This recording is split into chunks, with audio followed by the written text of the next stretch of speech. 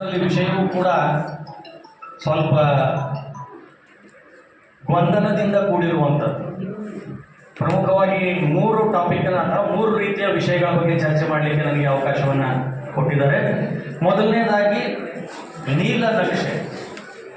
ನೀಲನಕ್ಷೆ ಅಥವಾ blue print ಅಂತ ನಾವು ಕರಿತೀವಿ. ಅದ್ರ ಬಗ್ಗೆ ನಮ್ಮಲ್ಲಿರುವಂತಹ ಪರಿಕಲ್ಪನೆ ಹಾಗೂ ಈಗಿನ ಒಂದು ನೀಲನಕ್ಷೆ ಯಾವ ರೀತಿಯಾಗಿದೆ ಅನ್ನೋದ್ರ ಕುರಿತು.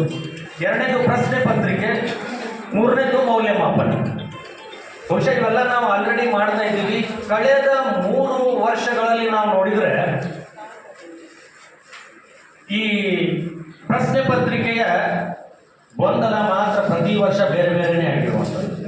ಒಂದು ಸಾರಿ ಬಂತು, ಹೊಸ ಸಿಸ್ಟಮನ್ನು ಅಳವಡಿಸಿಕೊಳ್ಬೇಕು, ಮಲ್ಟಿಪಲ್ ಚಾಯ್ಸ್ ಕ್ವಶನ್ ಹೋಗಬೇಕು ಅಂದ್ಕೊಂಡು ಬೇರೆ ಬೇರೆ ರೀತಿಯಲ್ಲಿ ಒಂದು ಪ್ರಶ್ನೆ ಪತ್ರಿಕೆ. ನೆಕ್ಸ್ಟ್ ಇಯರ್ ಬಂದಾಗ ಮತ್ತೆ ಆ ಪ್ರಶ್ನೆ ಪತ್ರಿಕೆ ಬದಲಾವಣೆ, ನೀಲನಕ್ಷೆ ಬದಲಾವಣೆ. ಕಳೆದ ವರ್ಷ ಬಂದರೆ ಮತ್ತೆ ಬದಲಾವಣೆ ಆಗಿದೆ. ಈಗ ಈ ವರ್ಷ ಮತ್ತಷ್ಟು ಗೊಂದಲವನ್ನು ಮಾಡಿದ್ದಾರೆ ಬಹಳಷ್ಟು ಉಪನ್ಯಾಸಕರಲ್ಲಿ, ಅಷ್ಟೇ ಅಲ್ಲ ವಿದ್ಯಾರ್ಥಿಗಳಲ್ಲಿ.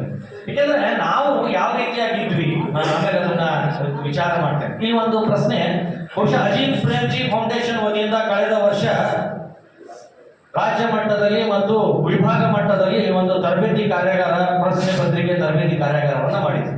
ಅದರಲ್ಲಿ ನಮ್ಮ ಸಬ್ಜೆಕ್ಟ್ನಿಂದ ಬಾಗಲಕೋಟೆ ಜಿಲ್ಲೆಯಿಂದ ಯಾರಾದರೂ ಭಾಗವಹಿಸಿದ್ರ? ಇಲ್ಲಿ ಬಂದವರಲ್ಲಿ ಯಾರಾದರೂ?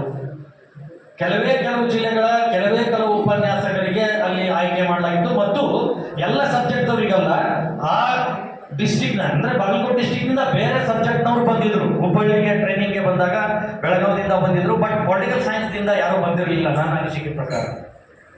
ಅಲ್ಲಿ ಒಂದು ಹೊಸ ಬದಲಾವಣೆಯೊಂದಿಗೆ ಅಜೀಂ ಪ್ರೇಮ್ಜಿ ಅವರು ಫೌಂಡೇಶನ್ ವತಿಯಿಂದ ರಾಜ್ಯ ಮಟ್ಟದ 5 ದಿನಗಳ ಕಾರ್ಯಾಗಾರ ಮಾಡಿದ್ರು.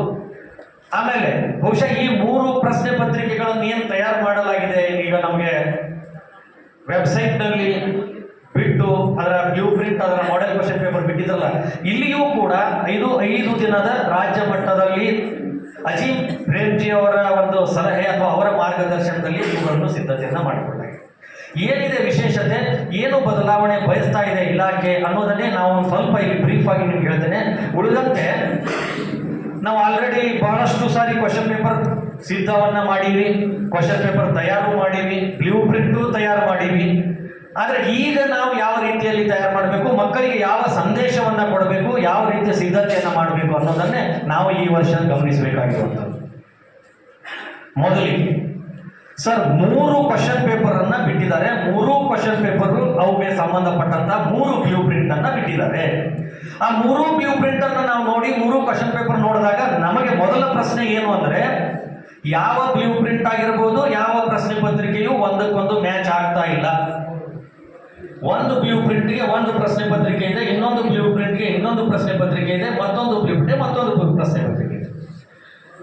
ನಾವು ಈ ಹಿಂದೆ ವಿದ್ಯಾರ್ಥಿಗಳಿಗೆ ಡೈರೆಕ್ಷನ್ ಕೊಡ್ತಿದ್ವಿ, ವಿದ್ಯಾರ್ಥಿಗಳಿಗೆ ಹೇಳ್ತಿದ್ವಿ, ಬ್ಲೂ ಪ್ರಿಂಟ್ ಅಂತಿಮ, ಈ ಬ್ಲೂ ಪ್ರಿಂಟ್ ಫಾಲೋ ಮಾಡಿ ನಿಮಗೆ ಅತಿ ಹೆಚ್ಚಿನ ಅಂಕಗಳು ದೊರೀತಾ ಇವೆ ಅನ್ನುವಂಥ ಮಾತನ್ನು ಅವರಿಗೆ ಹೇಳಿ, ಈ ಅಧ್ಯಾಯದಿಂದ ಈ ರೀತಿಯ ಪ್ರಶ್ನೆಗಳು ಬರ್ತಾ ಇವೆ, ಇಷ್ಟೇ ಅಂಕದ ಪ್ರಶ್ನೆಗಳು ಬರ್ತಾ ಇವೆ ಅಂತ ಹೇಳ್ತಾ ಇದ್ರು.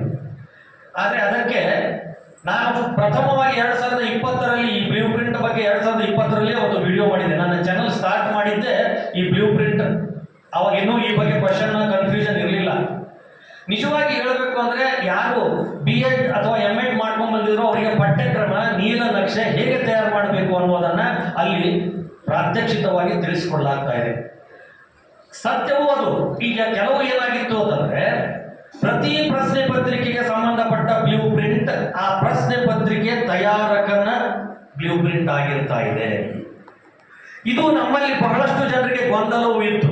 ಕೆಲವರು ಏನಂತಿದ್ರು, ಅದು ತಪ್ಪು, ಆ ರೀತಿ ಆಗಬಾರ್ದು, ಮಕ್ಕಳಿಗೆ ನಾವು ಈ ರೀತಿ ಡೈರೆಕ್ಷನ್ ಕೊಟ್ಟರೆ ಮಕ್ಕಳು ಓದೋದು ಹೇಗೆ, ಮಕ್ಕಳು ಪಾಸ್ ಆಗೋದು ಹೇಗೆ ಅನ್ನುವಂಥ ಪ್ರಶ್ನೆಯನ್ನ ನಮ್ಮ ಮುಂದೆ ಕೇಳಿದ್ರು. ಆಕ್ಚುಲಿ ನಿಜವಾಗಿ ಹೇಳಬೇಕು ಅಂತಂದ್ರೆ, ನೀಲನಕ್ಷೆ ಅನ್ನುವಂಥದ್ದು ಪ್ರಶ್ನೆ ಪತ್ರಿಕೆ ತಯಾರಕನ ಸ್ವತ್ತು. ಪ್ರಶ್ನೆ ಪತ್ರಿಕೆ ತಯಾರು ಮಾಡಬೇಕಾದ್ರೆ ಅವನು ಮೊದಲು ನೀಲನಕ್ಷೆ ತಯಾರು ಮಾಡ್ತಾನೆ, ಅದರ ಆಧಾರದ ಮೇಲೆ ಪ್ರಶ್ನೆ ಪತ್ರಿಕೆ. ಮತ್ತೊಂದು ಕ್ವಶನ್, ಹಾಗಾದ್ರೆ ಆ ಪ್ರಶ್ನೆ ಪತ್ರಿಕೆ ಯಾವ ರೀತಿ ನೀಲನಕ್ಷೆ ತಯಾರು ಮಾಡ್ತಾನೆ, ನಮ್ಗೆ ಯಾಕೆ ಗೊತ್ತಾಗಬೇಕು ಈ ಕ್ವಶನ್ ಯಾವ್ದು ಎಲ್ಲಿ ತೆಗಿತಾನೆ ಅನ್ನೋದು? ಈ ಪ್ರಶ್ನೆ ನಮ್ಮ ಮುಂದೆ ಬರುತ್ತೆ.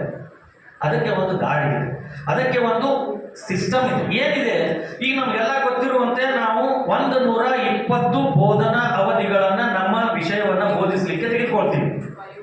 ಆ 120 ಬೋಧನಾ ಅವಧಿಗಳಿಗೆ ಸಂಬಂಧಪಟ್ಟಂತೆ ನಾವು ಈಗ ಮೊದಲಿಗೆ 144 ಅಂಕದ ಪ್ರಶ್ನೆ ಪತ್ರಿಕೆ ಇರ್ತಿತ್ತು, 100 ಅಂಕಕ್ಕೆ ಉತ್ತರ ಬರೀಬೇಕಾಗಿತ್ತು. ಈಗ 123 ಅಂಕದ ಪ್ರಶ್ನೆ ಪತ್ರಿಕೆ ಮಾಡಿದ್ರು, ಅದರಲ್ಲಿ 80 ಮಾಡಿದ್ರು.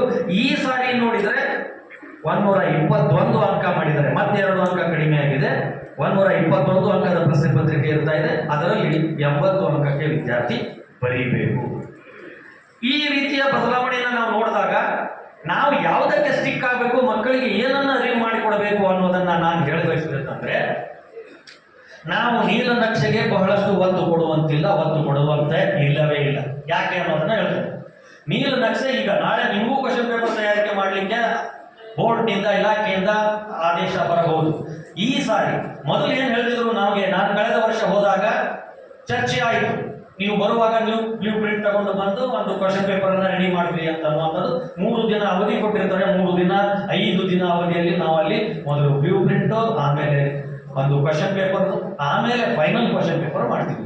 ವಿಜಯ್ ಕುಮಾರ್ ಸರ್ ಅಂತ ಅಸಿಸ್ಟೆಂಟ್ ಡೈರೆಕ್ಟರ್ ಇದೆ ಅಂತ ಕರ್ನಾಟಕ ಪ್ರೌಢ ಶಿಕ್ಷಣ ಪರೀಕ್ಷಾ ಮಂಡಳಿಗೆ ಈಗ ಪ್ರಶ್ನೆ ಪತ್ರಿಕೆ ತಯಾರಿಕೆ ಶಿಫ್ಟ್ ಆಗಿರುವಾಗ ಎಡಿ ವಿಜಯ್ ಕುಮಾರ್ ಸರ್ ಅಂತಿದ್ದಾರೆ. ಮೊದಲು ಪ್ರಸನ್ನ ಕುಮಾರ್ ಸರ್ ಅಂತಿದ್ರು, ಅವರು ಪ್ರಾಚಾರ್ಯರು, ಈಗ ವಾಣಿ ವಿಲಾಸ್ ಕಾಲೇಜಿಗೆ ಅವರಿಗೆ ವರ್ಗಾವಣೆ ಆಗಿದೆ. ಅವರ ಸ್ಥಾನಕ್ಕೆ ವಿಜಯ್ ಕುಮಾರ್ ಸರ್ ಅಂತ ಬಂದಿದ್ದಾರೆ.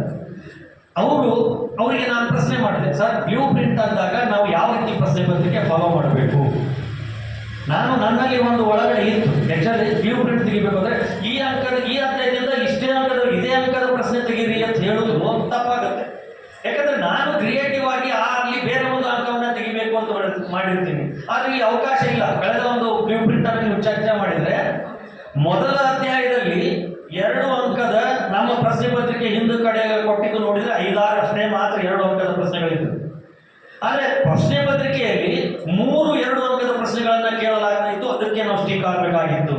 ಏನು ಕೇಳಿದ್ರು ಅವೇ ಕೇಳಬೇಕು. ಪಂಜಾಬ್ ಅನ್ನು ಎಷ್ಟು ರಾಜ್ಯಗಳನ್ನಾಗಿ ವಿಂಗಡಿಸಲಾಯಿತು? ಆಮೇಲೆ ಪೊಲೀಸ್ ಅಕಾಡೆಮಿಯಲ್ಲಿ ಅದಕ್ಕಿಂತ ಇನ್ನೊಂದು ಯಾವುದು 1935 ಕಾಯ್ದೆ ಎಷ್ಟು ಶೆಡ್ಯೂಲ್ಗಳಿವೆ, ಎಷ್ಟು ಅಧ್ಯಾಯಗಳಿವೆ. ಈ ರೀತಿ ನಮ್ಗೆ ಏನು ಅಲ್ಲಿ ಇನ್ನೊಂದು 3 ಜನ ಸೇರಿ ನಾವು ಪ್ರಶ್ನೆ ಪತ್ರಿಕೆ ತೆಗೆದಿರ್ತೀವಿ. ಅವ್ರು ಹೇಳ್ತಾರೆ ಆಲ್ಮೋಸ್ಟ್ 3 ಜನ ಬೇರೆ ಬೇರೆ. ಈಗ ಇರುವ 6 ಪ್ರಶ್ನೆದಾಗ ನಾವು 3 ಮಂದಿ 3 ತೆಗಿಬೇಕು, ಎದುರಾಗಿ ತೆಗಿಬೇಕು ಬೇರೆ ಬೇರೆ, ಅವಾಗ ರಿಪೀಟ್ ಆದಾಗ ನಡೆಯುತ್ತೆ. ಇಲ್ಲಿ ಕ್ವಶನ್ ಮಾರ್ಕ್ ಅಂದ್ರೆ ವ್ಯೂ ಪ್ರಿಂಟ್ ತೆಗೆಯುವಾಗ ನಾನು ಯಾವುದೋ ಒಂದು ಸಂದರ್ಭದಲ್ಲಿ ತೆಗೆದಿರುವಂತದ್ದೇ ಅಂತಿಮ ಅಲ್ಲ. ಅಲ್ಲಿ ವ್ಯೂ ಪ್ರಿಂಟ್ ಅಪ್ಲೋಡ್ ಮಾಡಿದವರು ನಮ್ಮಂತೆ ಒಬ್ಬರನ್ನ ತರಬೇತಿಯನ್ನು ನೀಡಿರ್ತಾರೆ, ಅವರಿಂದಲೇ ಆ ವ್ಯೂ ಪ್ರಿಂಟ್ ತಯಾರು ಮಾಡಿ ಅದನ್ನ ಅಪ್ಲೋಡ್ ಮಾಡಿದ್ದಾರೆ. ಅದನ್ನ ಅಪ್ಲೋಡ್ ಮಾಡಿದ ತಕ್ಷಣ ಅದನ್ನು ಭಗವದ್ಗೀತೆ ಅಲ್ಲ, ಅದನ್ನೇ ಈ ವರ್ಷ ಫಾಲೋ ಮಾಡಿದ್ರು. ಕಳೆದ ವರ್ಷ ನಮ್ಗೆ ಹಾಗಿತ್ತು, ನಾವು ಅದನ್ನ ಬಿಟ್ಟು ಆ ಕಡೆ ಈ ಕಡೆ ಹೋಗುವಂತಿಲ್ಲ. ಅದಕ್ಕೆ ಈ ಸಾರಿ 5 ಬ್ಲೂ ಪ್ರಿಂಟ್ ಅನ್ನ ಸಿದ್ಧಪಡಿಸಿದ್ರು. ಅಪ್ಲೋಡ್ ಮಾಡಿದ್ದು 3. 5 ಜನ ಉಪನ್ಯಾಸಕರನ್ನ ಕರೆಸಿ 5 ಬ್ಲೂ ಪ್ರಿಂಟ್ 5 ಕ್ವಶನ್ ಪೇಪರ್ ಮಾಡಿದ್ರು. ಅಪ್ಲೋಡ್ ಮಾಡಿದ್ದು 3 ಮಾಡೆಲ್ ಆಗಿ ಮಾಡಿದ್ದಾರೆ. ಅದನ್ನು ಮಾದರಿ ಅಂತ ಅದರಲ್ಲಿ ಹಾಕಿದ್ದಾರೆ ಹೊರತು ಇದನ್ನ ಅಂತಿಮ ನೀಲನಕ್ಷೆ ಅಲ್ಲ. ಮಾದರಿ ನೀಲನಕ್ಷೆ ಇಟ್ ಮೀನ್ಸ್ ಈಗ ಯಾರು ಕ್ವಶನ್ ಪೇಪರ್ ಹೋಗ್ತಾರೋ ನೀಲನಕ್ಷೆಯನ್ನ ಸ್ವಂತ ತಯಾರು ಮಾಡಿ ಅದರ ಪ್ರಕಾರ ಮಾಡಬೇಕು. ಹಾಗಾದ್ರೆ ಸರ್ ನೀಲನಕ್ಷೆ ತಯಾರು ಮಾಡಬೇಕಂದ್ರೆ ನಾವು ಎಲ್ಲಿ ಹೇಗೆ ತಯಾರು ಮಾಡಬೇಕು, ಯಾವ್ಯಾವ ಅಧ್ಯಾಯದಲ್ಲಿ ಎಷ್ಟು ಅಂಕ ತೆಗಿಬೇಕು ಅನ್ನೋದೇ ಕ್ವಶನ್ ಮಾರ್ಕ್ ನಾವು ನೋಡ್ತೀವಿ. ನಾವು ಮಕ್ಕಳಿಗೆ ತಿಳಿಸ್ಕೊಡ್ಬೇಕಾಗಿರುವಂಥದ್ದು ಒಂದು ಇದೇ ಮೇನ್. ಮೊದಲ ಅಧ್ಯಾಯದಲ್ಲಿ ಈಗ ಸಾಮಾನ್ಯವಾಗಿ ಹೇಗೆ ವೇಟೇಜ್ ಕೊಡ್ತಾ ಇದ್ರು ಅಂತಂದ್ರೆ 144 ತೆಗಿಬೇಕಾಗಿರುವಂತ ಸಂದರ್ಭದಲ್ಲಿ 120 ಬೋಧನಾ ಅವಧಿಗಳಿರುವಾಗ ಅವಧಿಯನ್ನ ಡಿವೈಡ್ ಮಾಡಿ ನಾವು ತೆಗಿತಾ ಇದ್ರು. ಮೊದಲು ನೀಲನಕ್ಷೆ ಸೆಟ್ ಮಾಡ್ತಾ ಇದ್ರು. ಈಗ ಅದರ ಅವಶ್ಯಕತೆ ಇಲ್ಲ. 120 ಅಂಕದ ಇದು ಬೋಧನಾ ಅವಧಿಗಳಿವೆ, 121 ಕ್ವಶನ್ ಪೇಪರ್ ತೆಗಿಬೇಕಾಗಿದೆ. ಹಾಗಾಗಿ ಇಲ್ಲಿ ಪ್ರತಿ ಅಧ್ಯಾಯದ ಮೇಲೆ ಎಷ್ಟು ತೆಗಿಬೇಕು ಅನ್ನೋದು ಆಲ್ರೆಡಿ ನಮಗೆ ಅವಕಾಶ ಇದೆ. ಹೇಗೆ? ಮೊದಲ ಅಧ್ಯಾಯಕ್ಕೆ ಬೋಧನಾ ಅವಧಿಗಳು ಎಷ್ಟಿದೆ ಅಷ್ಟೇ ಅಂಕದ ಪ್ರಶ್ನೆಗಳು ಆ ಅಧ್ಯಾಯದ ಮೇಲೆ ಬರುತ್ತೆ, ಆ ಅಧ್ಯಾಯದ ಮೇಲೆ ತೆಗಿಬೇಕು. ಇದು ಅಂತಿಮ. ನೀವು 1 ಅಂಕದ ತೆಗಿತೀರೋ, 2 ಅಂಕದ ತೆಗಿತೀರೋ, 5 ಅಂಕದ ತೆಗಿತೀರೋ, 10 ಅಂಕದ ತೆಗಿತೀರೋ, depend upon question paper set. ಅಂದ್ರೆ ಮೊದಲ ಅಧ್ಯಾಯದಲ್ಲಿ 12 ಬೋಧನಾ ಅವಧಿಗಳಿವೆ ಅಂದ್ರೆ 12 ಅಂಕದ ಪ್ರಶ್ನೆಗಳು ಬರುತ್ತೆ. ಈಗ ನಾವು ಮಕ್ಕಳಿಗೆ ತಿಳಿಸ್ಕೊಡ್ಬೇಕಾಗಿರೋದು ಇದೆ. ಯಾಕೆಂದ್ರೆ ಇವತ್ತಿನ ಕಾಂಪಿಟನ್ಸ್ ಯುಗದಲ್ಲಿ ನಾವು ಅವರನ್ನ ಕೆಲವೇ ಇದನ್ನೇ ಓದಿ ಇಟ್ಟ ಮಾಡಿದ್ರೆ ಸಾಕು 100ಕ್ಕೆ 100 ತೋತೀವಿ ಅಂದ್ರೆ ಅವರು ಜಾಣರಾಗಲ್ಲ. ನಾಳೆ ಬಹುಶಃ ನಿಮ್ಮ ಮೊನ್ನೆ VA ಪರೀಕ್ಷೆ ಆಯಿತು. ಇಡೀ ಕರ್ನಾಟಕದಾದ್ಯಂತ 4.5 ಲಕ್ಷ ಜನ ಪರೀಕ್ಷೆಗೆ ಕುಳಿತಿದ್ರು, ಸೆಕೆಂಡ್ PU ಪಾಸ್ ಆದಂತವರು. ಅಲ್ಲಿ ಇರುವ ಹುದ್ದೆಗಳನ್ನು ಕೇಳಿದ್ರೆ 400 ಇರಲಿಲ್ಲ. ನಮ್ಮ ವಿಜಯಪುರ ಜಿಲ್ಲೆಯಲ್ಲಿ ನಮ್ಮ ಜಿಲ್ಲಾಧಿಕಾರಿಗಳು ನಮಗೆ ತರಬೇತಿ ಎಕ್ಸಾಮ್ ಕಂಡಕ್ಟ್ ಮಾಡುವಾಗ ಹೇಳಿದ್ರು, 10 ಕ್ಯಾಂಡಿಡೇಟ್ಸ್ ಅನ್ನ 10 ವಿಲೇಜ್ ಅಕೌಂಟೆಂಟ್ ಅನ್ನ ನಮ್ಮ ಜಿಲ್ಲೆಯಲ್ಲಿ ನಾವು ಭರ್ತಿ ಮಾಡಿಕೊಡ್ಬೇಕಾಗಿದೆ. ಉಳಿದಂತ ವಿದ್ಯಾರ್ಥಿಗಳ ಸಂಖ್ಯೆ 37,000 ಜನ. ಒಂದು ಹುದ್ದೆಗೆ 3,700 ಜನ ಕಾಂಪಿಟೇಷನ್. ಹಾಗಾದ್ರೆ ಅವರನ್ನು ಅಳಿಯೋದು ಹೇಗೆ? ಅವರನ್ನು ಅಳಿಬೇಕಾದ್ರೆ ಕಾಂಪಿಟೇಟಿವ್ ಎಕ್ಸಾಮ್ ನಲ್ಲಿ ನಿಮ್ಗೆಲ್ಲ ಗೊತ್ತು, OMR ಇದೆ, ಒಂದಕ್ಕೆ 4 ಉತ್ತರ, ಒಂದನ್ನ ಚಾಯ್ಸ್ ಮಾಡಬೇಕು, ಅಲ್ಲಿ ಅವರನ್ನ ಪರೀಕ್ಷೆ ಮಾಡಬೇಕು. ಆ ಹಂತಕ್ಕೆ ನಮ್ಮ ವಿದ್ಯಾರ್ಥಿಗಳನ್ನ ಸಿದ್ಧಗೊಳಿಸಬೇಕು ಅನ್ನೋದು ಇಲಾಖೆಯಲ್ಲಿ. ಆದರೆ ಒಮ್ಮೆಲೆ ಬದಲಾವಣೆ ಸಾಧ್ಯ ಇಲ್ಲ. ಒಮ್ಮೆಲೆ ನಾವು ಪೂರಾ ಕಠಿಣ. ಅದಕ್ಕೆ 10 to 20%, ಲಾಸ್ಟ್ ಇಯರ್ 10% ಮಾಡಿದರೆ ಈ ವರ್ಷ 30% ವರೆಗೆ ನಮಗೆ ಈ ಇನ್ನೊಂದು ಬಂತಿದೆ, ಹಾರ್ಟ್ಸ್ ಅಂಡ್ ಲಾಟ್ಸ್ ಅನ್ನುವಂಥದ್ದು 2 ಶಬ್ದಗಳು ಹೊಸದಾಗಿ ಈ ಬ್ಲೂ ಪ್ರಿಂಟ್ ನಲ್ಲಿ ಕಂಡು ಬಂದಿದೆ. ಅದನ್ನು ನಾನು ಚರ್ಚೆ ಮಾಡ್ತೇನೆ. ಆ ಅಜೀಂ ಪ್ರೇಮ್ಜಿ ಫೌಂಡೇಶನ್ ನಲ್ಲಿ ಅದರ ಕುರಿತೇ ಬ್ಲೂಮ್ಸ್ ಟೆಕ್ನಾಲಜಿ ಅಂತ ಬರುತ್ತೆ. ಬಹುಶಃ ಚಿಕ್ಕವರು ಯಾರು ಈಗ B.Ed M.Ed ಮಾಡಿದಾರೋ ಅವರಿಗೆಲ್ಲ ಈ ಬ್ಲೂಮ್ಸ್ ಟೆಕ್ನಾಲಜಿ ಗೊತ್ತಿದೆ. ಆ ಪ್ರಕಾರ ಕಾಂಪಿಟೆನ್ಸ್, ಸಾಮರ್ಥ್ಯ ಆಧಾರಿತ ಪ್ರಶ್ನೆಗಳನ್ನ ಕೇಳಬೇಕು. ಮಗು ಚಿಂತನೆ ಮಾಡಲಿಕ್ಕೆ ಆಗುವಂತಹ, ಚಿಂತನೆಗೆ ಕಾರಣವಾಗುವಂತಹ ಪ್ರಶ್ನೆಗಳನ್ನ ಸಿದ್ಧಪಡಿಸಬೇಕು ಅಂತ. ಅದಕ್ಕೆ ಈಗ ಮಲ್ಟಿಪಲ್ ಚಾಯ್ಸ್ ನಾವು ಮಾಡಿದಾಗ ನಾವು ಬಹಳಷ್ಟು ಚೆನ್ನಾಗಿ ಏನ್ ಮಾಡ್ತೀವಿ ಅಂದ್ರೆ, ಒಂದು ಪ್ರಶ್ನೆ ಕೇಳೋದು, 4 ಬೇಕಾದ ಉತ್ತರ ಕೊಟ್ಬಿಡೋದು, ಒಂದು ಆರಾಮ್ ಬರೀತಾನ ಅಂದಾಗ ಮಾಡ್ತಿತ್ತು. ಅದರಲ್ಲಿ ನಾವು ಮೊದಲೇ ಗೊತ್ತಾಗ್ತಿತ್ತು, ಕ್ವಶನ್ ಓದಿದ ತಕ್ಷಣ ಒಬ್ಬೊಬ್ಬರು ಮಾಡಿದ್ದು ಕ್ವಶನ್ ಯಾಕಂದ್ರೆ ಇದೇ ಸರಿಯಾದ ಉತ್ತರ, ಉಳಿದಂತೂ ಸಂಬಂಧ ಇರಲಾರ್ದಂತ ಆಪ್ಷನ್ ಕೊಡ್ತಿದ್ರು. ಆ ರೀತಿ ಮಾಡೋದು ಮಕ್ಕಳಲ್ಲಿ ಟ್ಯಾಲೆಂಟ್ ಅಲ್ಲ. ಅದಕ್ಕೆ ಸ್ವಲ್ಪ ಟೆಕ್ನಾಲಜಿಯನ್ನ, ಸ್ವಲ್ಪ ಸಾಮರ್ಥ್ಯ ಯಾವ ರೀತಿ ಬಳಸಬೇಕು ಅನ್ನೋದನ್ನ, ಯಾವ ರೀತಿಯ ಪ್ರಶ್ನೆ ಕೇಳಬಾರ್ದು ಅನ್ನೋದನ್ನ ನಮಗೆ ಎಲ್ಲಿ ತರಬೇತಿ ನೀಡಲಾಗಿತ್ತು ಅಂದ್ರೆ ಈ ಅಜೀಂ ಪ್ರೇಮ್ಜಿ ಫೌಂಡೇಶನ್. ಅದನ್ನ ನಿಮಗೆ PPT ಮೂಲಕ ಕೆಲವೊಂದು ಅಂಶಗಳನ್ನು ನಿಮ್ಮ ಗಮನಕ್ಕೆ ತರಬಯಸ್ತೇನೆ. ಅದು ಒಂದು. ಈಗ ನಮ್ಗೆ ಅರ್ಥ ಮಾಡ್ಕೊಳ್ಬೇಕಾಗಿರುವಂಥದ್ದು, ನಮ್ಮ ವಿದ್ಯಾರ್ಥಿಗೆ ಏನು ಗಮನ ಕೊಡಬೇಕು ಅಂದ್ರೆ, ಮೊದಲ ಅಧ್ಯಾಯದಲ್ಲಿ 1 ಅಂಕದ 2 ಪ್ರಶ್ನೆ ಬರ್ತದೆ, 2 ಅಂಕದ 2 ಪ್ರಶ್ನೆ ಬರ್ತದೆ, 5 ಅಂಕದ 1 ಬರ್ತದೆ, 10 ಅಂಕದ ಬರಂಗಿಲ್ಲ. ಇದೇನು ಹೇಳುವಂತಿಲ್ಲ. ಯಾಕೆ ಹೇಳುವಂತಿಲ್ಲ? 12 ಅಂಕದ ಪ್ರಶ್ನೆ ಆ ಅಧ್ಯಾಯದ ಮೇಲೆ ಬರುತ್ತೆ. ಎಷ್ಟು ಅಂಕದ ಪ್ರಶ್ನೆಗಳು ಬರುತ್ತೆ? 12 ಅಂಕ ಬರುತ್ತೆ ಅಂದ್ರೆ 4 ಕ್ವಶನ್ ಪೇಪರ್ ತೆಗೆಯುವಾಗ 1 ಅಂಕದ 2, 10 ಅಂಕದ 1 ಪ್ರಶ್ನೆ ಕೇಳಬಹುದು. ನಾವು ಮಕ್ಕಳಿಗೆ ಏನ್ ಹೇಳಿರ್ತೀವಿ, ಈ ಪಾಠದಿಂದ 10 ಅಂಕದ ಪ್ರಶ್ನೆ ಬರಂಗಿಲ್ಲ, ನೀವು ನೋಡ್ಕೋಬೇಡ್ರಿ ಅಂದ್ರಿ ಅಂದ್ರೆ, ಆ ಭಾರತ ಸರ್ಕಾರದ ಕಾಯ್ದೆ 1935 ಭಾರತ ಸರ್ಕಾರದ ಕಾಯ್ದೆಯ ಕುರಿತು ವಿವರಿಸಿ ಹಾಕಿದ್ರು ಅಂದ್ರೆ, ಸರ್ ನೀವು 10 ಅಂಕದ ಬರಂಗಿಲ್ಲ ಅಂದಿದ್ರಿ, 10 ಅಂಕದ ಕೇಳ್ಯಾರಲ್ರಿ. ನಾವು ವಿದ್ಯಾರ್ಥಿಗಳಿಗೆ ತಯಾರು ಮಾಡಬೇಕಾಗಿದೆ, ಪಾಸಿಂಗ್ ತಯಾರು ಮಾಡಬೇಕಾಗಿದೆ, ಕ್ವಶನ್ ಬ್ಯಾಂಕ್ ಕೊಡೋಣ, ಕ್ವಶನ್ ಆಗ ಅವರಿಗೆ ಇದೇ ಬರುತ್ತೆ ಅಂತ ಅದರಲ್ಲಿ ಸ್ಟಿಕ್ ಮಾಡಿಸಬೇಕು ಅದಂತಂದಿಲ್ಲ.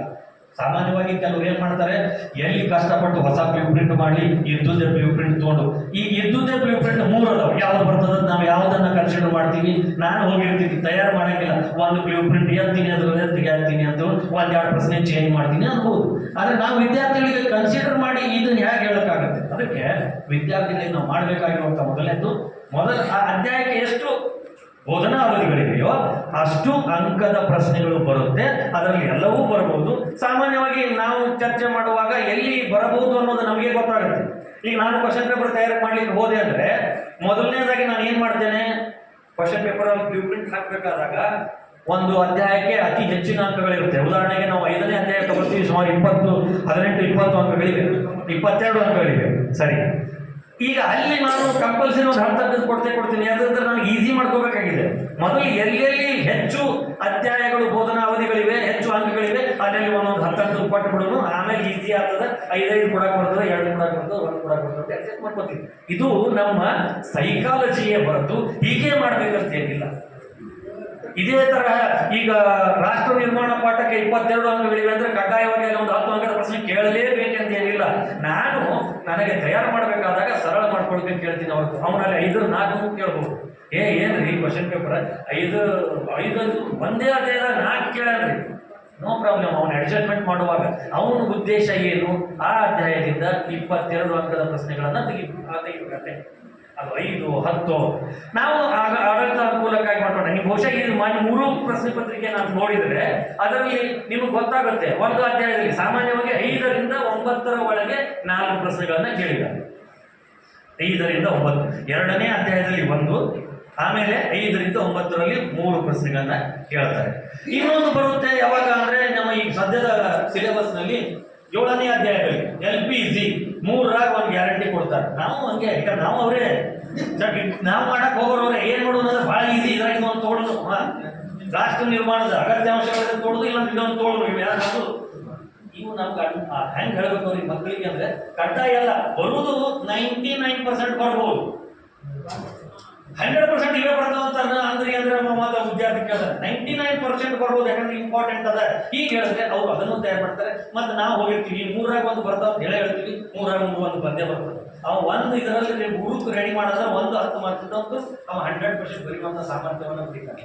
ಎರಡನೇ ಅಧ್ಯಾಯದಲ್ಲಿ ನಾವು ತೋರ್ತೀವಿ. ಭಾರತ ಯಾವುದು ಚುನಾವಣೆಗಳು, ಭಾರತದಲ್ಲಿ ಪಕ್ಷ ಪದ್ಧತಿ, ಅದರಲ್ಲಿ 2 ಪಕ್ಷ ಪದ್ಧತಿಯ ಸ್ವರೂಪ, ಪಕ್ಷ ಪದ್ಧತಿಯ ಕಾರ್ಯ. ಇವು 2ರಲ್ಲಿ 1. ಈ ತರ ನಾವು ಅವರಿಗೆ ಡೈರೆಕ್ಷನ್ ಕೊಡ್ತೀವಿ ಹೊರತು ಆದ್ರೆ ಕಂಪಲ್ಸರಿ ಇಲ್ಲ. ಅವ್ರಿಗೆ ಇವು ಆಲ್ಮೋಸ್ಟ್ ಬರುವಂಥದ್ದನ್ನು ನಾವು ಅರ್ಥ ಮಾಡ್ಕೊಳ್ಳೋದು. ಹೀಗೆ ಈಗ ನಮ್ಮ ಮನಸ್ಸಿನಲ್ಲಿ ಬ್ಲೂ ಪ್ರಿಂಟ್ ಅಂದ್ರೆ ಹೇಗೆ. ಆಮೇಲೆ ಇನ್ನೂ ಒಂದು ಬರುತ್ತೆ, ಈಗ ನಿಮಗೆ ಗೊತ್ತಲ್ಲ ಸರ್, ನಾಳೆ ನಾವು ಬ್ಲೂ ಪ್ರಿಂಟ್ ತೆಗಿಬೇಕಂದ್ರೆ ತುಂಬಾ ಸರಳ ಇದೆ. ಅದರಲ್ಲಿ ಹಾರ್ಟ್ಸು ಬರುತ್ತೆ, ಲಾಟ್ಸು ಬರುತ್ತೆ. ಹಾರ್ಟ್ಸ್ ಅಂದ್ರೆ ಏನು, ಲಾಟ್ಸ್ ಅಂದ್ರೆ ಏನು ಹೇಳ್ತೇನೆ. ಹಾರ್ಟ್ಸ್ ಮೀನ್ಸ್ ಏನು, ಈಗ ಮೊದಲೆಲ್ಲ ಇದ್ದು 4 ಭಾಗಗಳನ್ನ ಮಾಡ್ತಿದ್ವಿ: ಜ್ಞಾನ, ಅನ್ವಯ, ಕೌಶಲ್ಯ, ಅಪ್ಲಿಕೇಶನ್, ಯಾವ್ದು ಬರ್ತದೆ, ನಾಲೆಜ್, ಅಪ್ಲಿಕೇಶನ್, ಸ್ಕಿಲ್, ಇನ್ನೊಂದು ಅಂಡರ್ಸ್ಟ್ಯಾಂಡಿಂಗ್.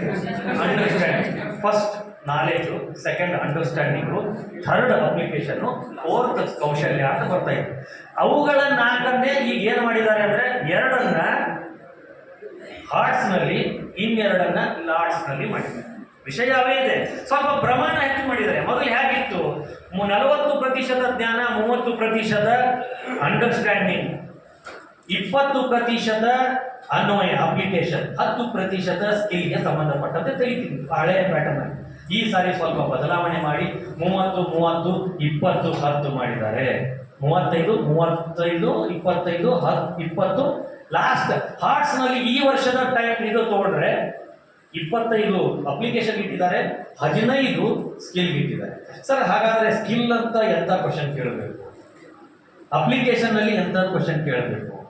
ಇದು ನಮ್ಗೆ ನಮ್ಮ ಮುಂದೆ ಇರುವಂಥದ್ದು. ನಾಳೆ ನಾವು ತೆಗಿತೀವಿ ಕ್ವಶನ್ ಪೇಪರ್ ತೆಗೆಯುವಾಗಲೂ ಈಗ ಯಾವ ರೀತಿ ಕ್ವಶನ್ ತೆಗಿಬೇಕು ಮತ್ತು ಆ ಚಾರ್ಟ್ ಹಾಕ್ತೀವಿ, ಬ್ಲೂ ಪ್ರಿಂಟ್ ಚಾರ್ಟ್. ಯಾವುದನ್ನ ಎಲ್ಲಿ ಹಾಕಬೇಕು ಅನ್ನೋದೇ ಕನ್ಫ್ಯೂಷನ್. ನಾಲೆಜ್ ನಲ್ಲಿ ಯಾವ್ದು ಹಾಕಬೇಕು, ಆಮೇಲೆ ಅಂಡರ್ಸ್ಟ್ಯಾಂಡಿಂಗ್ ನಲ್ಲಿ ಯಾವ್ದು ಹಾಕಬೇಕು, ಅದನ್ನ ನಾನು ನಿಮಗೆ ಹೇಳ್ತೇನೆ. ತುಂಬಾ ಸರಳವಾಗಿರ್ತಾ ಇದೆ. ಸಾಮಾನ್ಯವಾಗಿ 70% ಜ್ಞಾನ ಮತ್ತು ತಿಳುವಳಿಕೆಯಲ್ಲಿಯೇ ಇದೆ. ಇನ್ನಿರುವುದು 30%. 30% ಎಂಥದ್ದು ಕೇಳ್ತೀವಿ ನಾವು? ಈ ಹಿಂದೆನೂ ಕೇಳ್ತಿದ್ವಿ, ಪಟ್ಟಿ ಮಾಡಿ ಅಂತ ಬರ್ತಿತ್ತು ನೋಡಿ. ರಾಜ್ಯಗಳ ಪಟ್ಟಿ ಮಾಡಿ, ಪಟ್ಟಿ ಮಾಡೋದು ಅದರಲ್ಲೇ ಬರುವಂಥದ್ದು. ಅದನ್ನ ನಾವು ಹೇಳ್ತೀವಿ, ಅದರಲ್ಲಿ ಸ್ಕಿಲ್ ಅಲ್ಲಿ ಬರುವಂಥದ್ದು. ವ್ಯತ್ಯಾಸ ಗುರುತಿಸಿ, ವ್ಯತ್ಯಾಸ ಹೇಳಿ, ಇವೆಲ್ಲವೂ ಕೂಡ ಬರುವಂಥದ್ದು ಸ್ಕಿಲ್ ನಲ್ಲಿ. ಹಾಗೆ ಮೊದಲು ನಾವು ಏನು ಮಾಡ್ಕೊಳ್ಬೇಕು ಅಂದರೆ ಪ್ರಶ್ನೆಗಳನ್ನು ಸಿದ್ಧಪಡಿಸಿಕೊಂಡು ಯಾವ್ದು ವಿವರಿಸಿ, ಚರ್ಚಿಸಿ, ವಿಸ್ತರಿಸಿ, ಆಮೇಲೆ ವ್ಯಾಖ್ಯಾನಿಸಿ, ಈ ತರಹದ ಬರುವಂಥದ್ದನ್ನು ತಯಾರಿ ಮಾಡಿ ಇಟ್ಕೊಂಡು ಅವುಗಳನ್ನು ನಾವು ಯಾವ್ದು ಎಲ್ಲಿ ಬರ್ತಾ ಇದೆ, ವಿವರಿಸಿ, ಎಕ್ಸ್ಪ್ಲೇನ್ ಅಂತ ಬರ್ತಾ ಇದೆ, ಡಿಸ್ಟ್ರಿಬ್ಯೂಷನ್ ಅಂತ ಬರ್ತಾ ಇದೆ, ಅವೆಲ್ಲವನ್ನು ನಾವು ಎಲ್ಲಿ ಹಾಕಬೇಕು ಅಂತಂದ್ರೆ ಸಾಮಾನ್ಯವಾಗಿ ಅಂಡರ್ಸ್ಟ್ಯಾಂಡಿಂಗ್ ಮತ್ತು ಜ್ಞಾನದಲ್ಲಿ ಬರ್ತಾ ಇದೆ. ಇನ್ನು ಏನು, ಎಲ್ಲಿ, ಏನು ಅನ್ನುವಂಥ ನೇರವಾದ ಪ್ರಶ್ನೆ ಅವುಗಳೆಲ್ಲವೂ ಯಾವುದಕ್ಕೆ ಬರ್ತವೆ ಅಂದ್ರೆ ಜ್ಞಾನಕ್ಕೆ ಸಂಬಂಧಪಟ್ಟಂತೆ. ಈ ಉದಾಹರಣೆಗೆ ರಾಜ್ಯಶಾಸ್ತ್ರದ ಪಿತಾಮಹ ಯಾರು, ಇದು ನೇರವಾಗಿ ವಿಚಾರ ಮಾಡುವಂತ ಅವಶ್ಯಕತೆ ಇಲ್ಲ.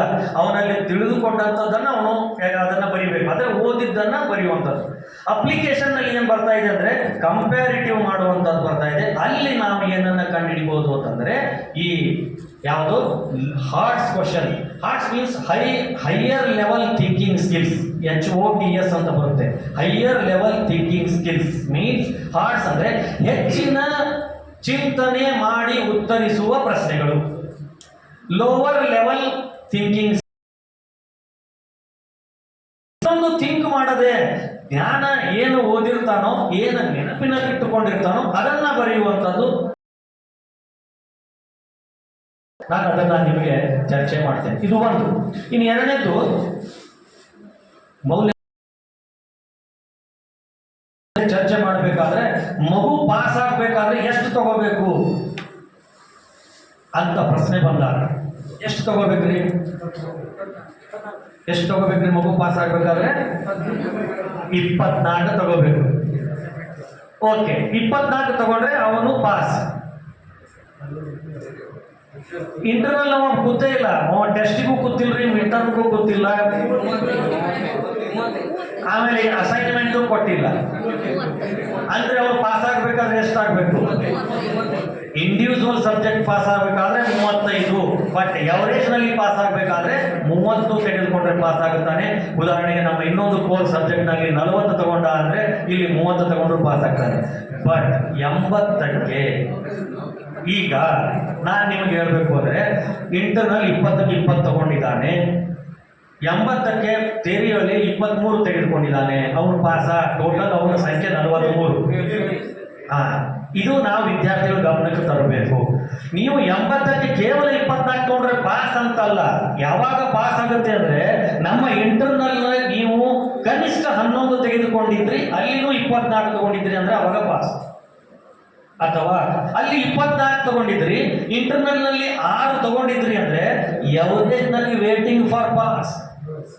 ಬೇರೆದ್ರಾಗ ಎಲ್ಲರೂ ಹೆಚ್ಚು ತಗೊಂಡಿದ್ದ ಅಂದ್ರೆ ಮಾತ್ರ ಪಾಸ್, ಇಲ್ಲ ಅಂದ್ರೆ ಇಂಡಿವಿಜುವಲ್ ಫೇಲ್. ಅದು ಈ ವಿಷಯ ಗಮನಕ್ಕೆ ತರಬೇಕು. ಮತ್ತು ನಾವು ಉಪನ್ಯಾಸಕರು ಕೂಡ 24 ಬಿದ್ರೆ ಪಾಸ್, 24 ಬಿದ್ರಲ್ಲ, ಆಲ್ಮೋಸ್ಟ್ ಅವನು 30ಕ್ಕೆ ರೀಚ್ ಆಗುವಂತಾನೆ ಮಾಡಬೇಕು. ಕೆಲವೊಂದು ಬಾರಿ ಏನಾಗಿರ್ತಾ ಇದೆ ಅಂದ್ರೆ ನಮ್ಗೆ ಗೊತ್ತಿರೋಲ್ಲ, ನಮ್ಮ ದೊಡ್ಡ ಸಂಖ್ಯೆ ಇರುವಂತ ನಮ್ಮ ಕಾಲೇಜಿನಲ್ಲಿ ಕೆಲವೊಂದು ವಿದ್ಯಾರ್ಥಿಗಳು ಸುಮಾರು 20%, 10ರಿಂದ 15 ವಿದ್ಯಾರ್ಥಿಗಳು ಟೆಸ್ಟಿಗರೇ ಅಬ್ಸೆಂಟ್ ಇರ್ತಾವೆ, ಮಿಡ್ ಟರ್ಮ್ಗರೇ ಅಬ್ಸೆಂಟ್ ಇರ್ತಾವೆ, ಅಸೈನ್ಮೆಂಟ್ರೇ ತಂದು ಕೊಟ್ಟಿರೋದಿಲ್ಲ. ಅವಾಗ ಅವ್ರು ಏನಾಗಿರುತ್ತೆ ಅಂದ್ರೆ ಅಲ್ಲಿ ಅವರಿಗೆ 24 ಬಿದ್ರೆ ಪಾಸ್ ಅನ್ನುವಂಥ ಕನ್ಸೆಪ್ಟ್ ಬರಲ್ಲ. ಹಾಗಾಗಿ ಎವರೇಜ್ ನಲ್ಲಿ 100ಕ್ಕೆ 30, ಇಂಡಿವಿಜುವಲ್ ಥಿಯರಿಯಲ್ಲಿ 24 ಮಿನಿಮಮ್ ತಗೊಂಡಿರಬೇಕು. ಮತ್ತು ಅಲ್ಲಿ 11 ತಗೊಂಡ್ರೆ ಮಾತ್ರ ಇಂಡಿವಿಜುವಲ್ ಪಾಸ್ ಅನ್ನುವಂಥದ್ದು ವಿದ್ಯಾರ್ಥಿಗಳ ಗಮನಕ್ಕೆ ತರಬೇಕಾಗಿರುವಂಥದ್ದು ಒಂದು. ಇದು ಮೌಲ್ಯಮಾಪನ. ನೆಕ್ಸ್ಟ್ ಇನ್ನೊಂದು ಯಾವ್ದು ಬಂತು? ಈಗ ಪ್ರಶ್ನೆ ಪತ್ರಿಕೆ ಅದು ನೀಲನಕ್ಷೆಯ ಆಧಾರವಾಗಿರುತ್ತೆ. ಈಗ 3 ನೀಲನಕ್ಷೆಯನ್ನ ನಾವು ನೋಡಿದ್ವಿ, 3 ಪ್ರಶ್ನೆ ಪತ್ರಿಕೆಯನ್ನ ನೋಡಿದ್ವಿ. ಒಂದು ಹೊಸ ವಿಷಯವನ್ನ ಕಳೆದ ವರ್ಷವೇ ಇಂಟ್ರೊಡ್ಯೂಸ್ ಮಾಡಿದ್ರು, ಬಟ್ ಆನ್ಯುವಲ್ ಅಲ್ಲಿ ರಿಫ್ಲೆಕ್ಟ್ ಆಗಿರಲಿಲ್ಲ. ಕೆಲವೊಂದು ಜಿಲ್ಲೆಯವರು ತಮ್ಮ ಮಿಡ್ ಟರ್ಮ್ ಆಗಿರ್ಬೋದು, ಪೂರ್ವ ಸಿದ್ಧತೆಯಲ್ಲಿ ಆಗಿರ್ಬೋದು, ಅದನ್ನ ಪ್ರಯೋಗ ಮಾಡಿದ್ರು, ಬಟ್ ಆನ್ಯುವಲ್ ನಲ್ಲಿ ಬಂದಿರಲಿಲ್ಲ ಈ ಸಾರಿ.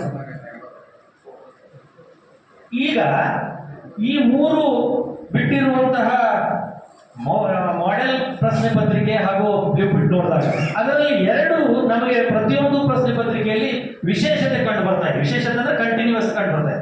ಏನು? ಒಂದು ಚಿತ್ರವನ್ನ ನೀಡಿ, ಚಿತ್ರವನ್ನ ವೀಕ್ಷಿಸಿ ಅಂತೇಳಿ ಕೆಳಗಡೆ ಪ್ರಶ್ನೆಯನ್ನ ಕೇಳಿದ್ದಾರೆ. ಇದು ವಿಶೇಷ ಹೇಗೆ? ಇದರಲ್ಲಿ ಏನು ವಿಶೇಷತೆ ಇದೆ? ಇದರಲ್ಲಿ ನಾವೇನು ತಪ್ಪು ಮಾಡೀವಿ ಅನ್ನೋದನ್ನು ಕೂಡ ಮೇಲೆ ಚರ್ಚೆ ಮಾಡಬೇಕು. ಸಾಮಾನ್ಯವಾಗಿ ಇದು ವಿದ್ಯಾರ್ಥಿಯ ಆ ಚಿತ್ರ ನೋಡಿ, ಆ ಚಿತ್ರದ ಬಗ್ಗೆ ಗಮನಿಸಿ ಅವನಿಗೆ ಉತ್ತರವನ್ನು ಬರೀಲಿಕ್ಕೆ ಅವಕಾಶವಾಗುವಂತಹ ಪ್ರಶ್ನೆ ಆಗಿದೆ. ಅಂದ್ರೆ ಇದು ಸ್ವಲ್ಪ ಹಾರ್ಡ್ಸ್ ಕ್ವಶನ್ ಅಂತಾರೆ, ಚಿಂತನೆಗೆ ಹಚ್ಚುವಂತಹ ಪ್ರಶ್ನೆ. ಒಂದು ಚಿತ್ರ ನೋಡಿದ ತಕ್ಷಣ ನಿಮ್ಗೆ ಏನು ಭಾವನೆ ಬರ್ತದೆ ಅಂದ್ರೆ ಅವನ ಇಂಡಿವಿಜುವಲಿಟಿ ಬರ್ಬೇಕಲ್ಲಿ.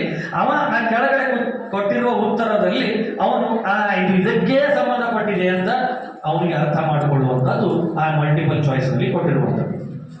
ಆದರೆ 3ನೇ ಒಂದು ಪ್ರಶ್ನೆ ಪತ್ರಿಕೆಯನ್ನ ನೋಡಿದ್ವಿ ನಾವು. ಈಗ ಇಲಾಖೆಯವರು ಅಪ್ಲೋಡ್ ಮಾಡಿರುವ 3ನೇ ಪ್ರಶ್ನೆ ಪತ್ರಿಕೆ, ಅದರಲ್ಲಿ ಒಂದು ಚಿತ್ರ ಇದೆ. ಆ ಚಿತ್ರವನ್ನು ನಾನು ನಿಮಗೆ ತೋರಿಸ್ತೇನೆ. ನಾನು ಅದನ್ನ ವಿಶ್ಲೇಷಣೆ ಮಾಡುವಾಗ ಮಾಡಿದ್ದೇನೆ, ಆದರೆ ಅಲ್ಲಿ ಇರುವಂಥದ್ದು ನಂತರ ಗೊತ್ತಾಗಿರುವಂಥದ್ದು ನಾನು ಹೇಳ್ತೇನೆ.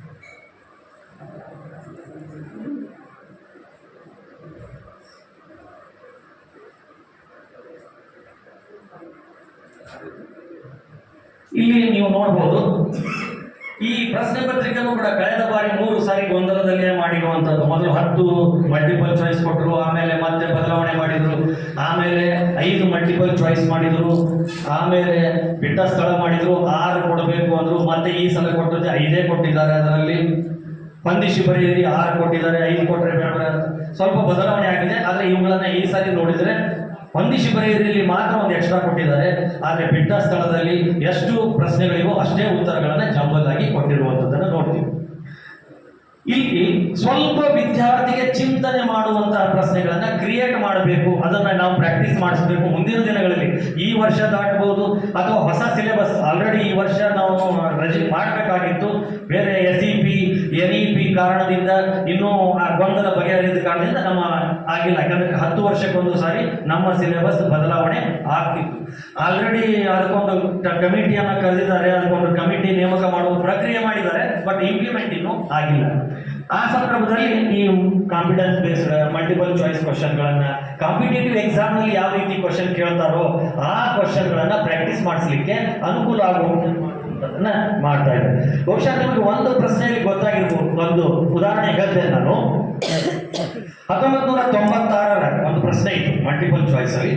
1996ರ ಸಾರ್ವತ್ರಿಕ ಚುನಾವಣೆ ನಡೆದು ಸರ್ಕಾರ ರಚನೆಯಾಗಿ 1 ವರ್ಷ 9 ತಿಂಗಳ ನಂತರ ಆ ಸರ್ಕಾರ ಪತನಗೊಂಡಿತು. ಮತ್ತೆ ಎಲ್ಲ ಸ್ಥಾನಗಳಿಗೆ ಚುನಾವಣೆ ನಡೆದ ಆ ಚುನಾವಣೆಗೆ ಏನೆಂದು ಕರೆಯುತ್ತಾರೆ ಅಂದ್ರೆ ಕೆಳಗಡೆ ಉಪಚುನಾವಣೆ, ಮಧ್ಯಂತರ ಚುನಾವಣೆ, ಮರು ಚುನಾವಣೆ, ಸಾರ್ವತ್ರಿಕ ಚುನಾವಣೆ. ಪ್ರಶ್ನೆ ಅರ್ಥ ಆಗಲಿಲ್ಲ. ಮಧ್ಯಂತರ ಚುನಾವಣೆ. ಇಲ್ಲಿ ಒಂದು ಕನ್ಫ್ಯೂಷನ್ ನಮ್ಮ ಉಪನ್ಯಾಸಕರಲ್ಲಿ ಕಾರ್ಯಾಗಾರದಲ್ಲಿ ಪ್ರಶ್ನೆ ಕೇಳಿದಾಗ ಬಂತು. ಎಲ್ಲ ಕ್ಷೇತ್ರಗಳಿಗೆ ಅಂತ ಬಂತು. ಎಲ್ಲ ಕ್ಷೇತ್ರಗಳಿಗೆ ಅಂತ ಬಂದ ತಕ್ಷಣ ನಮ್ಮ ಭಾವನೆ ಏನು ಹೋಗುತ್ತೆ ಅಂದ್ರೆ ಸಾರ್ವತ್ರಿಕ ಅನ್ನುವಂಥದ್ದು ಹೋಗುತ್ತೆ. ಯಾಕಂದ್ರೆ ಸಾರ್ವತ್ರಿಕ ಚುನಾವಣೆ ಅಂದ್ರೆ ಎಲ್ಲ ಕ್ಷೇತ್ರಗಳಿಗೆ ಚುನಾವಣೆ ನಡೆದ್ರೆ ಅದನ್ನ ಸಾರ್ವತ್ರಿಕ ಚುನಾವಣೆ ಅಲ್ಲ. ಮಧ್ಯಂತರ ಚುನಾವಣೆ ಅನ್ನೋದನ್ನ ನಾವು ಅವಧಿ ಮುಗಿಯುವ ಮುನ್ನ ವಿಸರ್ಜನೆಗೊಂಡು ಆಗಿರುವಂಥದ್ದು. ಇದನ್ನ ವಿದ್ಯಾರ್ಥಿಗಳ ಗಮನಕ್ಕೆ ತರಬೇಕು. ಅಂದ್ರೆ ಇದು ಸ್ವಲ್ಪ ಥಿಂಕ್ ಮಾಡಿ ಬರಬೇಕಾಗುತ್ತೆ. ಎಲ್ಲ ಕ್ಷೇತ್ರಗಳಿಗೆ ನಡೆಯುವ ಚುನಾವಣೆ ಅಂದ ತಕ್ಷಣ ಮೈಂಡ್ ನಾಗ ಬರ್ತದೆ ಇದು ಜನರಲ್ ಇಲೆಕ್ಷನ್ ಅಂತ. ಅಲ್ಲಿ ಜನರಲ್ ಇಲೆಕ್ಷನ್ ಇದೆ, ಮಧ್ಯಂತರ ಚುನಾವಣೆ ಇಂಟೀರಿಯರ್ ಇಲೆಕ್ಷನ್ಸ್ ಇದೆ. ಈಗ ಅವನಲ್ಲಿ ಕನ್ಫ್ಯೂಷನ್. ಅವ ಕರೆಕ್ಟ್ ಆಗಿ ಅರ್ಥ ಮಾಡ್ಕೊಂಡಿದ್ದ ಅಂದ್ರೆ, ಮೇಲಿನ ಪ್ರಶ್ನೆ ಸರಿಯಾಗಿ ಓದಿದ್ದ ಅಂದ್ರೆ ಅವಾಗ ಅವನು ಅದನ್ನ ಮಧ್ಯಂತರ ಚುನಾವಣೆ ಅಂತ ತೆಗೆದುಕೊಳ್ಬಹುದು. ಹೀಗೆ ಪ್ರಶ್ನೆಗಳನ್ನ ವಿದ್ಯಾರ್ಥಿ ಥಿಂಕ್ ಮಾಡುವಂಥದ್ದು. ಇಲ್ಲಿ ಒಂದು ನನಗೆ ಅನಿಸಿರುವಂತಹದ್ದು, ನೀವು ಏನ್ ಹೇಳ್ತೀರಿ ನೋಡೋಣ. ಈ ಒಂದು ಪ್ರಶ್ನೆ ಪತ್ರಿಕೆ ನಾನು ವಿವರಣೆ ಮಾಡಿದ್ದೇನೆ.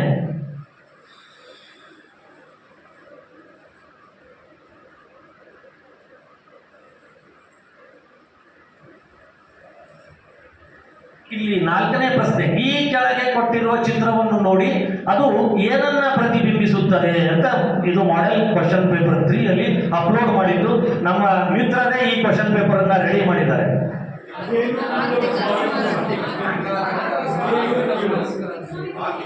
ಒಂದು ನಿಮಿಷ. ಈ ಕೆಳಗೆ ಕೊಟ್ಟಿರುವ ಚಿತ್ರವನ್ನು ನೋಡಿ ಅದು ಏನನ್ನು ಪ್ರತಿಬಿಂಬಿಸುತ್ತದೆ ಅಂತ ಇದೆ. ಕೆಳಗಡೆ ಉತ್ತರಗಳನ್ನ 4 ಕೊಟ್ಟಿದ್ದಾರೆ. ಒಂದು ಚಾಯ್ಸ್ ಮಾಡಬೇಕಾದ್ರು ನಾವು ಕರೆಕ್ಟ್ ಆಗಿ ಚಾಯ್ಸ್ ಮಾಡೋ ವಿಚಾರ ಮಾಡೋಣ. ಜಾತಿ ಆಧಾರಿತ ಅಸಮಾನತೆ, ಡಿ ಲಿಂಗಾಧಾರಿತ ಅಸಮಾನತೆ, ಸಿ ಆರ್ಥಿಕ ಅಸಮಾನತೆ, ಡಿ ರಾಜಕೀಯ ಅಸಮಾನತೆ. ಯಾವ ಆಧಾರದ ಮೇಲೆ ಹೇಳಿದ್ರೆ ನೀವು ಇದು ಆರ್ಥಿಕ ಅಸಮಾನತೆ? ರೈಟ್, ಸರಿ. ಒಂದು ನಿಮ್ಮ ಗಮನಕ್ಕೆ ತರಬಯಸ್ತೇನೆ, ಈ ಕ್ವಶನ್ ಪೇಪರ್ ತಯಾರು ಮಾಡಿರುವಂತಹ ಉಪನ್ಯಾಸಕರು ನಾವು ತಿಳಿದುಕೊಂಡಂತಹ ಉತ್ತರವನ್ನ ಗಮನದಲ್ಲಿಟ್ಟುಕೊಂಡು ತಯಾರು ಮಾಡಿಲ್ಲ. ಅವರು ಮಾಡಿರುವ ಉತ್ತರವೇ ಬೇರೆ. ಅದಕ್ಕೆ ಹೇಳಿದೆ ಈ ರೀತಿ ಗೊಂದಲದಿಂದ ಕೂಡಿರುವಂತಹ ಪ್ರಶ್ನೆ ಪತ್ರಿಕೆ ಆಗ್ಬೋದು. ಇದರಲ್ಲಿ 2 ರೀತಿಯ ನಿಮ್ಗೆ ಕಂಡು ಬರ್ತಾ ಇದೆ. ಯಾವುದು? ಸಾಮಾನ್ಯವಾಗಿ ತಕ್ಷಣ ನೋಡಿದ ತಕ್ಷಣ ಒಂದು ಕಡೆ ಹೆಚ್ಚು ದುಡ್ಡಿದೆ, ಒಂದು ಕಡೆ ಕಡಿಮೆ ದುಡ್ಡಿದೆ, ಇದರ ಅರ್ಥ ಆರ್ಥಿಕ ಸಮಾನತೆ ಅನ್ನಿಸುತ್ತೆ, ಇದು ಓಕೆ. ಆದ್ರೆ ಅವರು ತಯಾರು ಮಾಡಿದ್ದು ಯಾವುದು? ಇಲ್ಲಿ ಒಂದು ಸ್ತ್ರೀ ಮತ್ತು ಒಂದು ಪುರುಷ ಅಂತ ಕನ್ಸಿಡರ್ ಮಾಡಿ, ಸ್ತ್ರೀ ಅತ್ಯಂತ ಹಿಂದೆ ಅಸಮಾನರಾಗಿದ್ದಾರೆ, ಪುರುಷನಿಗೆ ಹೋಲಿಸಿದ್ದಾರೆ ಅನ್ನುವ ಕಾರಣದಿಂದ ಇದನ್ನು ಹಾಕಿದ್ದಾರೆ ಅಂತ ಹೇಳಿದ್ರು. ನನಗೆ ಚರ್ಚೆಗೆ ಬಂದಾಗ ಅದನ್ನು ತಯಾರು ಮಾಡಿದವರು ನಮ್ಗೆ ಸಿಕ್ಕ. ಯಾಕಂದ್ರೆ ನಾನು ವಿಶ್ಲೇಷಣೆ ಮಾಡಿದಾಗ ಸಾಮಾನ್ಯವಾಗಿ ನಿಮಗೆ ಇಲ್ಲಿ ನೋಡಿದ್ರೆ ಒಂದ್ ಕಡೆ ಕಡಿಮೆ ದುಡ್ಡಿದೆ, ಒಂದ್ ಕಡೆ ಹೆಚ್ಚು ದುಡ್ಡಿದೆ ಅಂದ್ರೆ ಆರ್ಥಿಕವಾದ ಅಸಮಾನತೆ ಇದೆ ಅಂತ ನನ್ಗೆ ಕಂಡು ನಾನು ಚರ್ಚೆ ಮಾಡಿದ್ದೆ.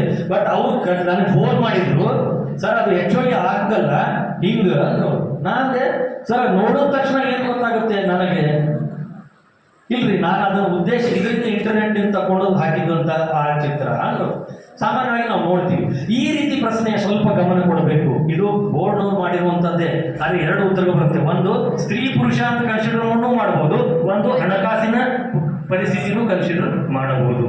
ಅದಕ್ಕೆ ನಾವು ಕ್ವಶನ್ ಪೇಪರ್ ತಯಾರು ಮಾಡುವಾಗ ಇಂತಹ ಕಾಂಟ್ರಾವರ್ಸಿ ಬರುವಂತಹ ಅಂದ್ರೆ ಎರಡು ಉತ್ತರ ಬರುವಂತಹ ಪ್ರಶ್ನೆಗಳನ್ನ ತೆಗಿಬಾರ್ದು ಅನ್ನೋದನ್ನ ನೀವು ಗಮನಕ್ಕೆ. ಯಾಕಂದ್ರೆ ನಾಳೆ ನಾವು ಮಿಡ್ ಟರ್ಮ್ ತೆಗಿತೀವಿ, ಟೆಸ್ಟಿಗೆ ತೆಗಿತೀವಿ, ಬೇರೆ ಬೇರೆ ಸಂದರ್ಭಗಳಲ್ಲಿ ನಮಗೂ ಅವಕಾಶ ಬಂದಾಗ ಫಸ್ಟ್ ಇಯರ್ ಎಲ್ಲೋದಕ್ಕೆ ತೆಗಿತೀವಿ. ಇದನ್ನೇ ಪ್ಯಾಟರ್ನ್ ಫಾಲೋ ಮಾಡಬೇಕಾದ್ರೆ ಅವಾಗ ಈ ರೀತಿ ಕ್ವಶನ್ಗಳು ಅಂದ್ರೆ ಡೌಟ್ಫುಲ್ ಅಥವಾ ಎರಡು ಉತ್ತರಗಳನ್ನ ಕೊಡುವಂತ ಪ್ರಶ್ನೆಗಳನ್ನ ತೆಗಿಬಾರ್ದು ಅನ್ನೋದನ್ನ ನೋಡ್ತೀವಿ.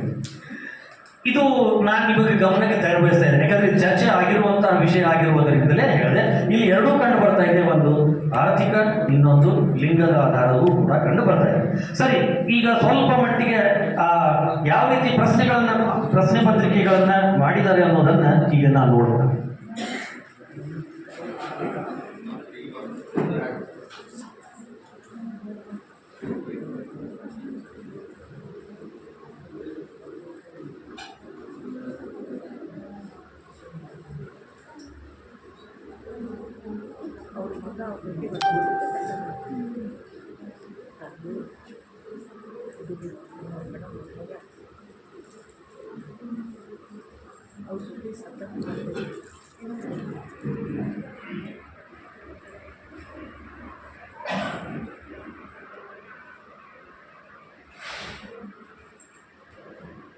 ಈ ಬ್ಲೂಮ್ಸ್ ಟೆಕ್ನಾಲಜಿ ಅನ್ನುವಂಥದ್ದು ಬಹುಶಃ ಅದಕ್ಕೆ ನಾನು ನಿಮ್ಗೆ ಕೇಳಿದೆ.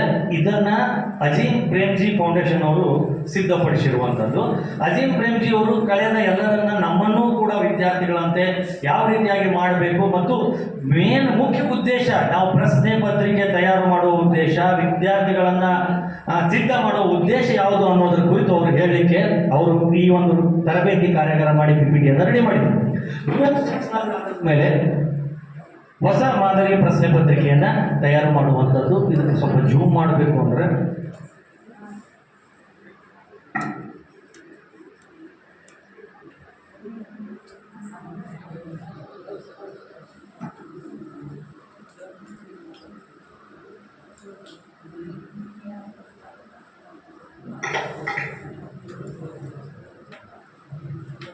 ಅವರು ಬಹಳ ಡಿಟೇಲ್, ನಾವು 5 ದಿನದ ತರಬೇತಿಯನ್ನು ಒಂದೇ PPT ನಾನು ಮಾಡಿದ್ದೇನೆ. 5 ದಿನ ತೆಗೆದುಕೊಂಡಂಥದ್ದು, ಬಹಳ ಡೀಟೇಲ್ ಹೋಗೋದಿಲ್ಲ.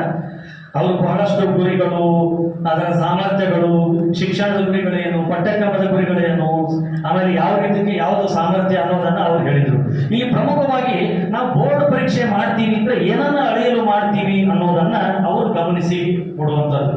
ಕೇವಲ ವಿದ್ಯಾರ್ಥಿಗಳನ್ನ ಪಾಸ್ ಮಾಡೋದೇ ಅಜೆಂಡಾ ಆಗಿರಬಾರ್ದು. ನೋಡ್ರಿ, ನಮ್ದು 100 ಆಯ್ತು, ನಮ್ಗೆ 100ಕ್ಕೂ, ಬಟ್ ಆ ವಿದ್ಯಾರ್ಥಿ ಆ ಸಾಮರ್ಥ್ಯವನ್ನ ಪಡೆದಿದ್ದಾನೆ ಅನ್ನೋದನ್ನ. ಈಗ ದ್ವಿತೀಯ PUC ನಾನು ಪಾಸ್ ಆಗಿದ್ದೇನೆ ಅಂದ್ರೆ ದ್ವಿತೀಯ PUCಗೆ ಅವನಿಗೆ ಯಾವ ಸಾಮರ್ಥ್ಯ ಬರಬೇಕು ಆ ಸಾಮರ್ಥ್ಯ ಆ ವಿದ್ಯಾರ್ಥಿ ಹೊಂದಿದ್ದಾನೆ ಅನ್ನೋದನ್ನ ಒತ್ತು ಕೊಡಬೇಕು ಅಂದ್ರೆ ಆ ವಿದ್ಯಾರ್ಥಿಗೆ ಈ ಅಂಶ. ಆಮೇಲೆ ಹಿಂಗಂದ್ರೆ ಸರ್ ಹುಡುಗರು ಪಾಸ್ ಆಗೋರೆಲ್ಲ ಇಂಥವು ಮಾಡಿದ್ರೆ ಎಲ್ಲ ವಿದ್ಯಾರ್ಥಿಗಳಂತಲ್ಲ, ಟೋಟಲಿ ಎಲ್ಲ ಸಿಲೆಬಸ್ಸು ಸಾಮರ್ಥ್ಯ ಆಧಾರಿತ ಮಾಡಿ ತಪ್ಪೆ ಮಾಡ್ರಿ ಅಂತೂ ಇಲ್ಲ. ಕಾಂಪಿಟೇಷನ್ ಹೆಂಗಿರ್ಬೇಕು ಅಂದ್ರೆ ಸ್ವತಃ ವಿದ್ಯಾರ್ಥಿ ಬರೆದಂಥವನಿಗೆ ತೃಪ್ತಿನೂ ಆಗಿರಬೇಕು, ಸಾಮಾನ್ಯ ವಿದ್ಯಾರ್ಥಿನೂ ಪಾಸ್ ಆಗಿರ್ಬೇಕು. ಈ ಎರಡು ಬ್ಯಾಲೆನ್ಸ್ ನಲ್ಲಿ ನಾವು ಪ್ರಶ್ನೆ ಪತ್ರಿಕೆಯನ್ನ ಸಿದ್ಧ ಮಾಡಿ ಅನ್ನುವಂತಹ ಸಂದೇಶವನ್ನ ಅವರು ಕೊಡ್ತಾ ಇದ್ರು. ಅದಕ್ಕೆ ಕಡ್ಡಾಯವಾಗಿ ಯಾವ ರೀತಿಯ ಪ್ರಶ್ನೆಗಳನ್ನ ಕೇಳಬೇಕು, ಮಲ್ಟಿಪಲ್ ಚಾಯ್ಸ್ ನಲ್ಲಿ. ಮಲ್ಟಿಪಲ್ ಚಾಯ್ಸ್ ಅಂದ ತಕ್ಷಣ ನಮಗೆ ಮೊದಲೇನೋ ಒಂದು ಪ್ರಶ್ನೆ ಕೇಳೋದು, ನಾನು ಉತ್ತರ ಕೊಡೋದು, ಅದ್ರಾಗ ಒಂದು ಕರೆಕ್ಟ್ ಉತ್ತರ ಬರ್ಬಿಡು, ಆ ಉಳಿದುದು 3 ಹೆಂಗಾರ ಇರಲಿಕ್ಕೆ ವಿಚಾರ ಮಾಡಂಗಿಲ್ಲ.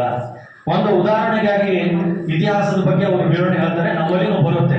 ಈಗ ರಾಜ್ಯಶಾಸ್ತ್ರದ ಪಿತಾಮಹ ಯಾರು ಅಂದ ತಕ್ಷಣ ವಿದ್ಯಾರ್ಥಿಗಳಿಗೆ ಗೊತ್ತು, ಅರಿಸ್ಟಾಟಲ್ ಅಂತ.